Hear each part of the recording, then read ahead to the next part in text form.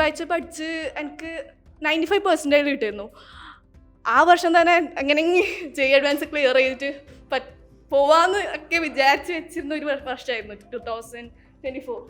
പക്ഷേ JEE advance result വന്നപ്പോൾ അധികം റിഗ്രറ്റ് അടിച്ചിരുന്നു. ഡീമോട്ടിവേഷൻ്റെ അത്രയും ഡീപ്പസ്റ്റ് ടൈമായിരുന്നു. റിപ്പീറ്റിങ് പറഞ്ഞാൽ എനിക്കൊരു ഓപ്ഷൻ തന്നെ ആ സമയത്തൊന്നും ഉണ്ടായിരുന്നില്ല. വീട്ടിൽ അച്ഛന് റിപ്പീറ്റിങ്ങിന് അത്ര ഒരു റിപ്പീറ്റിംഗ് പോകണ്ട, repeating was not a choice for you, അങ്ങനെയായിരുന്നു. പക്ഷേ എൻ്റെ അച്ഛനോട് പറഞ്ഞു ഞാൻ എന്തായാലും എനിക്ക് IIT മദ്രാസിൽ എന്തായാലും സീറ്റ് കിട്ടണം. അതിന് പറഞ്ഞ ഞാൻ ഒരു വർഷം എന്തായാലും ട്രൈ ചെയ്യും. Even if you get me into any college I will try from there. അപ്പോൾ അച്ഛൻ പറഞ്ഞു റിപ്പീറ്റ് ചെയ്തു എന്ന് പറഞ്ഞു. അങ്ങനെ റിപ്പീറ്റ് ചെയ്തു. ഈ വർഷത്തിൽ IIT മദ്രാസ് ജെയിലേക്ക് പോകുന്ന ആർക്കും ഉണ്ടാവാം.